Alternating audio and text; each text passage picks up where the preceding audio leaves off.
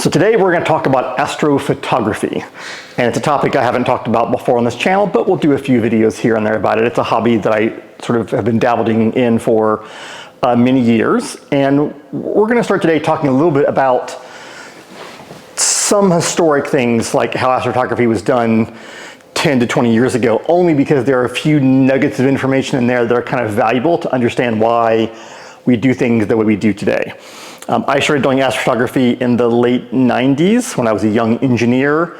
And at that point in time, a lot of it was still done on film. So people had cameras with film in it. Sometimes it was film that was specially made for astrophotography, sometimes just normal film. And they would mount their cameras to their telescopes and take pictures. And of course, you wouldn't know how it turned out until you had the film developed. So it was a pretty long process of work to see the end result, but it was a common way things were done. And in the late 90s, there were electronic cameras coming into form in the amateur community, becoming more common, but still film was pretty common. And conceptually, if you want to take a picture of some deep space object that's really far away, the first thing is it's really dim. Otherwise you can see it with the naked eye, but you often can't. And so the whole idea of astrophotography is you want to collect as much light as possible from the object that you're trying to take a picture of. And with a normal camera in a normal bright room, you click the button to take a picture, and the camera may collect light for 1/60th or 100th or even 1,000th of a second, because there's an abundance of light, and so it only needs a small section of time to collect enough light to give you a good picture. Now with these deep sky objects, they're really, really dim. You need a lot more light and a lot more time to get it. And so your exposure time, the amount of time you want your camera open, collecting light, could be minutes, could be seconds, could be minutes, could be hours, could be many hours, and that poses some unique problems. The first big problem is that if you just go outside at night and you lay down and look up at the sky and just watch the sky for 10 or 15 minutes, it'll be pretty obvious that the sky is moving. Now, it isn't because the sky is moving, it's because the Earth is rotating. But the things in the sky are moving relative to us. And it's pretty noticeable. If you just look in a telescope with your eye, at a reasonable magnification, you can see the object slowly drifting from one part of the eyepiece to another as the Earth rotates. And so if you want to have a camera that can stay on an object and be able to expose the camera to light from that object for more than a few seconds, maybe minutes or maybe even hours, then you need some way for that camera to be moving and following the object in the sky. And so that was sort of the advent of the tracking mount. The idea is you'd have a mount for a telescope and it would track the objects in the sky. And in the early days, one of the best solutions to it is to design a mount, and this mount is of the same fundamental design, where one of the axes that the mount can move over is designed to be aimed directly at the North Celestial Pole. And the North Celestial Pole is the point in space that if you were on the North Pole looking straight up, it's where that points to. And remember, the Earth spins around that. So that is sort of the direction upon which everything spins around. And if you go outside and you look up and you see where the North Celestial Pole is, you'll notice that everything is spinning around that point. So that point stays in the same place, and everything spins around it. And so if you take your telescope mount and you have one of the axes of the mount pointed right at that point where the North Celestial Pole is, then this never has to move. All you have to do then is use the other motor to move the telescope perpendicular to that direction as it tracks things in the sky. And so you end up having one motor that has to be really good and can follow the speed of the Earth rotating and moving in the sky perfectly. And that was the concept back in the 90s, that you'd buy a mount and you would aim it up at the North Celestial Pole, and then the one motor would be running, and it'd be running at just the right rate to move the scope at the same rate that things in the sky move. Now back in those days, there were motors that would run at the correct rate, and usually they were geared. And of course the gears weren't precisely perfect. And so many mounts had a thing called periodic error correction, where they would learn over time the slight irregularities in the gear and then offer a slight amount of correction to that irregularity. Again, the goal is to get the camera staying focused and pointing at the same object even though it's moving in the sky. And so that concept evolved. And one of the things that back in the 90s and the 2000s that was very tiresome about astrophotography was getting your mount aligned so that it was pointing to the North Celestial Pole. It happens to be in the Northern Hemisphere. The North Celestial Pole is near a star called Polaris, or the North Star, which is convenient. If you look up and you see the North Star, that is very close to where the North Celestial Pole points, but it isn't exactly it. The pole is off a little bit from that star Polaris. And the result is that, and this scope doesn't have it, but some of the older scopes would have a hole in the middle of the mount with a little eyepiece down here. So you could look through the mount to aim it up right at the North Star. And if you aimed it at the North Star, just the North Star alone, you were close to the celestial North Pole, and you could take a picture, and maybe 5, 10, 15 seconds, it would work pretty well. But to do really long exposures, that error from not being right on the celestial pole would cause problems. And so they developed these cool eyepieces that would fit in the little tube down here that had a picture inside of, well, here's where the Polaris is, and here's where the actual North Celestial Pole is. And of course, it's going to change over time, so you would adjust it to the time of year. And then you could get your mount just visually. You could tune these knobs to move the mount so that this was pointed really closely right at the North Celestial Pole.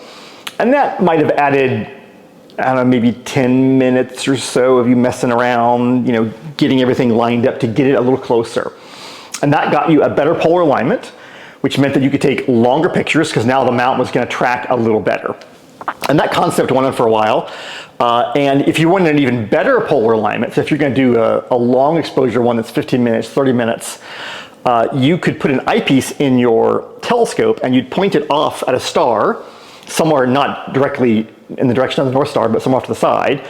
And they sold these eyepieces, and I even have one that has little crosshairs in it. And they were like a pair of crosshairs that met in the center, so it made a little box in the center. And you would put a star in the center of that box, and then you'd wait. And you'd let it go for like 5 minutes, and you'd see which way the star drifted. Because if you weren't perfectly polar aligned, the star wouldn't stay right in the center. And based on the direction that it drifted, you could figure out which screws to turn your mount to move the mount, just a very small amount, I mean just a tiny bit of movement. And then you'd recenter the star, and you'd do it again. And it was called drift alignment. And I spent many nights doing that, and sometimes it worked really well. You happened to get the polar alignment from the get-go like perfect. But it can still be, sometimes you spend an hour trying to get that drift alignment just right, also that you could then do an exposure. And the biggest problem was, imagine if you walk by and you bump one of the legs on the tripod, then the whole thing moves a little bit, and you've just ruined the last hour of work you did. So back in those 90s and 2000s, there a lot of time was spent getting polar alignment, a good polar alignment, so that you could then do longer exposures. And then the second thing that took a little while to do was you had to focus. And in the case of putting a camera, and this is a much more modern camera, but even an old camera, oftentimes it's hard to tell if you're really in focus until after you take the picture and expose it and collect all the light. And so focusing was often a challenging thing. And there were tubes that would allow you to have an eyepiece and a camera at the same objective length so you could focus. And there are lots of different techniques to help you get better focus. But sometimes if you're looking at a really blurry object, you're trying to focus the stars that are nearby, it might take you 10 or 15 minutes of tweaking to get the focus just perfect. So you can then, after all of that work, start the actual taking of said picture. And so it was a lot of work. And over time, what evolved in astrophotography was the idea of the digital camera. And in the case of the late 90s, the deployment of CCD cameras, which are charged coupled device cameras, which was a type of camera element that was really sensitive to light. And there were many cameras. There were companies like Santa Barbara Instruments that sold these CCD elements that you could use for astrophotography that worked really well. And they got higher and higher resolution, and some point maybe in maybe the mid-2000s, somewhere it kind of flipped over and almost everyone started moving over to digital cameras, and now of course it's almost entirely digital cameras. In fact, the film that many people use isn't even made anymore. So you're kind of now in the era of the digital camera attached to your telescope that can take a picture. And there's many different types of digital cameras. There are ones that are designed for astrophotography like this one. You can also use the camera I'm shooting this video on. It's just a Sony Alpha. You can use that camera and mount it up to a telescope and use that camera to take actually really good pictures. In the case of these dedicated ones, they're a little better because they're designed for astrophotography. In the case of this one, you can tell that it's got fins here because it's cooled, and that's because cooling the actual photographic electronic element inside, it reduces the noise of the element. This is a CCD or a CMOS camera, not a CCD, but the effect is true with both of them. That cooling that element makes it have far less noise. So a lot of cameras have coolers. This has a little Peltier cooler that cools the camera itself, and then air that blows to blow that heat out. And that's been a tribute in those cameras for a long time. So in the more modern era, probably the biggest single change is the idea of, with a digital camera, taking a bunch of pictures of a shorter exposure and then in software stacking them together. And that has sort of revolutionized astrophotography for the average enthusiast, because before, to get a good enough polar alignment and have nobody bump anything and everything perfectly right, to do like an hour exposure was very difficult. I mean, even just someone walking by could disturb things enough that it would cause a problem. So it was very, very difficult to do. But with a digital camera that you're pulling data from, what you can do is just take a bunch of short pictures. And so you might take several hundred 1-minute pictures and then combine them all together in software, and it's called stacking. And it's pretty easy to do in the sense that obviously the software can see all the stars and it can line them up electronically in software and match them up and then add together all the photons that it collected. And the result is you can stack all the images together and get a really cool image, even though not a single exposure was that long. And that makes many things easier. Then it isn't so crucial that the polar alignment be perfect. And there are many other variables. You might have one picture that has a satellite goes across it, or one picture where someone flashed a flashlight and it went across the objective and into the picture. And that one picture is ruined, but it's just one of a couple hundred that you took. And the software can even look at that and go, yeah, that's a bad picture, and throw it out and not even include it in the stacking. So it's a really, really, really cool way to be able to do imaging without having to have the complexity of a super long exposure. Now, another big advent that's really helped in the last probably 10 years is the popularization of auto guiding. Auto guiding was certainly a thing 20 years ago or even 25 years ago, but now it's a very common thing. And the idea behind auto guiding is, and this telescope has this set up, is that I have a second little scope here with a second little camera on it. And the idea is that this camera and this little scope is designed to look at some of the stars in the sky and use those stars to tell if the mount is not tracking perfectly. So it takes pictures continuously, and it knows where the star should be. And if the star starts to move a little bit, it can slowly adjust the mount, and the motors in the mount a little bit, to keep that star in the same place. And so then you have an optical path that feeds back into the mount. So not only is having it polar aligned, it's nice, but the mount can even correct for having a not perfect polar alignment, and it can correct for the motors not being perfect, because it's watching with this little scope where the stars are, and it keeps them in the same spot by adjusting the motors a little bit. And so that method of doing active guiding really makes it super easy, because then if you make a slight mistake in how you have it aligned, or something else in your setup that isn't perfect, the guide scope can feed back into the electronics and help keep the object you're looking at right in the center of what you're looking at and make minor adjustments. And so that's been a huge advent. Auto guiding has really become popular. Many people do it. I remember back in like the early 2000s, they were the people who were really involved doing auto guiding, and there were a couple of cool modules like the ST7 for doing auto guiding, but it wasn't super common. And now your average enthusiast new to astrophotography can do auto guiding relatively easily. So it's a really good advent. In probably the last 6 or 7 years, an even better advent has been the creation of stuff that carries software with the hardware. And so in this case, this mount is an ASI mount, and it has a module here called the ASI Air, which is this little module, it's actually a Raspberry Pi based module that runs software in here. And sort of the revolution of this is the software can talk to the mount and to the cameras, so it orchestrates everything. But because it's software, they can add some really cool features. And one of the features is that it can help you do a polar alignment. So you can have it use the main optic and have it take a picture of the sky, and then it figures out what you're looking at, and if it's off because your polar alignment's off, and they can tell you, turn this screw just a little bit, and then I'll take a picture. And it enables you to dial in your polar alignment without, all in software, very quickly. It's really fantastic. And that's helped a great deal in being able to not spend 2 hours getting set up just to go take a picture. So with this setup, if I take it outside, if I get this pointed in the general direction of the North Star, it will only take me a couple minutes to get a really, really good polar alignment. And so let's pause for a minute and we'll talk a little bit about the cameras. So we could talk for hours about cameras, and there's tons of great YouTube channels to talk all about cameras, but there are a couple things at the high level to understand. If you're talking about cameras that are designed for astrophotography, like these ASIR cameras, in the big picture, there are cameras that are monochrome and ones that are color, and meaning that the sensor is a monochrome sensor or the sensor is a color sensor, meaning it has an element on it that can break wavelengths into the red, green, and blue, and so it produces a color output. And you can choose to buy a camera that's color or black and white. And if you buy a black and white camera, and some of the very best cameras are black and white, then you'll see, and I have one, I don't have it with me, there's a device you can put in the optical path, like a big drum, that has filters in it. And so you have a red, a green, and a blue filter. And you end up taking some exposures with a red filter, and then some with the green, and some with the blue, and then taking all of that data, and then in software you combine them together to get a color picture. And so in that case, you think about it a minute, you get a really high-res, full camera image of each color, and then in software you add them together.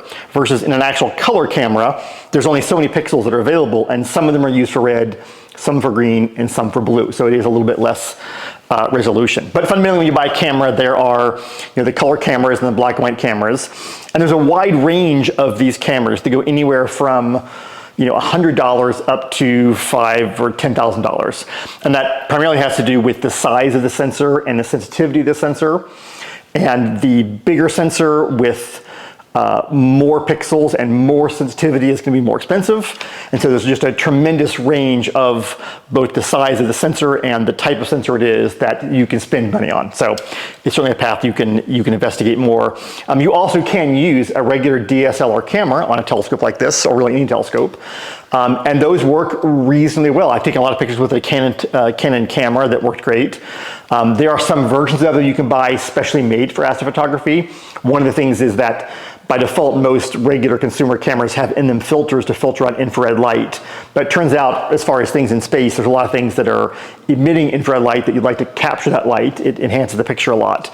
And so having a CCD without that helps some. And so there are some people who will take a normal camera and remove the CCD or the infrared element in the camera, which you can do. And like I said, there are some that are sold without that element. But fundamentally, there's a wide variety of cameras you can get to try different types of things. Now, I'm primarily focused with this setup on what I would call deep sky photography, which is taking pictures of things like galaxies and nebulas that are small and very, very dim. There's an entire different path for taking pictures of very bright things like the moon or the planets Jupiter and Saturn. And maybe we'll do a video at some point about that, because it's kind of a slightly different approach, because they're super bright objects, so your exposure time is very, very small. And you end up taking many thousands of pictures really fast, and then in software combine them together. But in this case, I'm primarily interested in somewhat dark, deep sky things that require a little more exposure time. Another thing worth mentioning is that this particular mount is an AM5, which is a mount made by ASIR, and it's unique only in that it has a type of a drive here called a harmonic drive. That's kind of this cool, kind of almost like a wobbly gear. It's a really neat way of turning this at very slow speeds, but at a very controlled speed. But most importantly, this type of drive for moderate loads does not need what's called a counterweight. And there is a little socket here for putting a bar in. If you see a lot of other telescopes, in fact, I think I can point you up to this one right here. So this is an old mount, a not motorized mount, but you'll notice that it has in it this counterweight bar, and there's a weight here. And the idea is that this counterweight is designed to be an offset to the weight of the telescope itself. And it means that when it's balanced, there's not a lot of, because if you have a very heavy object up here and you have the telescope such that, I can show you here, that it's like really far down like that, that's a lot of weight pulling down that kind of pulls against the motor and the gears, and it can be very hard on the gears, and sometimes they then can't push back against it. If you have a counterweight, the counterweight here is designed to be an equivalent amount of pull along the center axis as the telescope itself is. And so you can adjust where the weight is such that it appropriately matches the weight of the telescope and the camera and the other stuff you have. These newer harmonic drives are nice because for moderate loads, they don't actually need a counterweight. So all of this is a great way to do astrophotography. It still does, however, require obviously a lot of equipment and some setup time. I guess one thing else worth mentioning is that, and this is a huge advance, is that with devices like this, you can see the antenna here, this is wireless.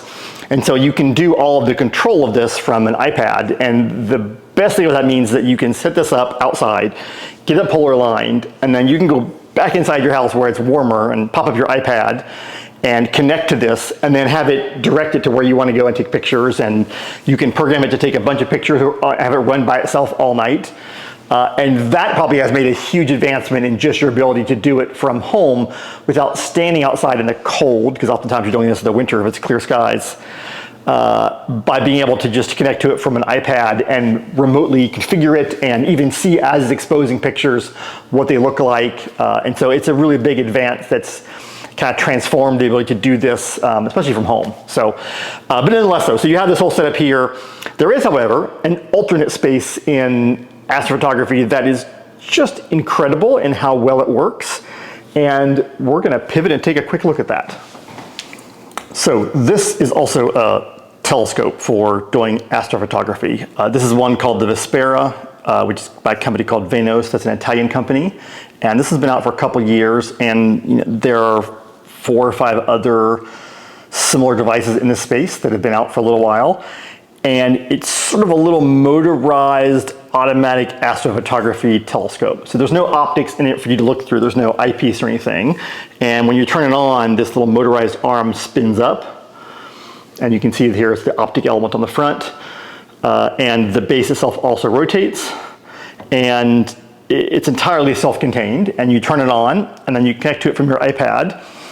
And it will look up at the sky and figure out, based on the pattern of stars it sees, where it's looking in the sky. It figures out its location, where it is on Earth, and then it can figure out what it's looking at and where everything in the sky is. And then it gives you a catalog. Hey, you know, this object is gonna be visible for the next 2 hours. Do you want to image it? And if you click yes, then it just swings over to it. And then, you know, focuses it. It has a built-in electronic focuser, so in software it focuses it. And then it starts taking pictures. And it's really quite amazing because it does small exposures, mostly 10-second exposures in sort of the default setup. And then in software, it stacks them. And the really cool thing is that it stacks them while you're watching it. So on the iPad, every 10 seconds, the picture gets a little better as it integrates more of the light that it's gathered. And to be honest, it's mostly just shocking how well this works. And I will post a few pictures in the video here that I took with this Vespera, a couple that I took at the Oregon Star Party, and then a couple that I just took last night here in Portland in the city. And it's quite amazing. So I'll take a look at that.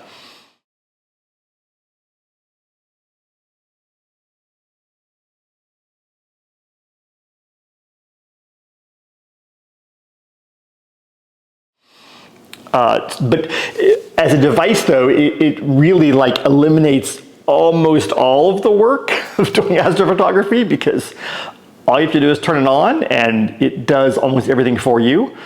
The resulting images are very good, and it does have an option for saving each of the individual images it takes, and then you can put that in your computer and you can do the stacking and then a bunch of post-processing of pictures to get better results. And that can make a really significant difference doing your own post-processing. There's a lot of things you can do, a lot of incredible tools for making pictures better, for getting rid of noise and things like that. But this is pretty amazing. I have to admit, when we first got it, and I've had it for a couple of years now, that's how long they've been out, I was a little surprised how well it works, especially in mediocre environments. Like I live in Portland, so the city lights are pretty bright here. And even in that condition, it works really well. It does support putting filters, and I have a light pollution filter that I put in typically if I'm in the city, and that does help a little bit. It makes the exposure times, or the number of frames you need, a little longer, but it does eliminate some of the city light pollution. But it's a pretty amazing device if you want to kind of get into astrophotography but don't really want to get too much into the super nerdy stuff of individual cameras and different optics and different sizes of telescopes to collect more light and all of those things. It's a pretty cool way to do it. There's a new version called the Vespera Pro, which I pre-ordered when they announced it, and mine should be here actually just in a couple days. And it has a better camera and I guess slightly improved optic path. And some other improvements, and so I'm excited to give that a try and see how it works. But it really is a pretty easy way to get into astrophotography. Now it is just this. It's this camera with this lens, and it takes the pictures that it takes. And it's kind of optimized in terms of the optical path for most of the major deep sky objects. And by optimized, what I mean is that the optic path and the size of the sensor relative to what you're looking at is designed so most things will be a decent size in the picture. But there are some things like the Ring Nebula is a good example of something that's a relatively small object in the sky. And with my other telescope, I can use a higher powered telescope that can magnify more to make the object bigger on the same size sensor and get a lot more detail. This just has one size that it basically is looking at. And so there are some limitations, but it is a pretty cool way to do it. And if you're going to kind of just play around in astrophotography, this really is a pretty amazing way to do it. So it certainly is a good starting point to kind of get addicted to taking pictures of things in the sky. So with that, we're going to end this video, and we'll do some more videos in particular about some equipment choices that I've made and what has worked well and what hasn't worked well, because there's a lot of things you can learn from that. But at least I hope this gives you a general idea of what it's like to try to take pictures of these things that are really dark and dim up in the sky. Thanks.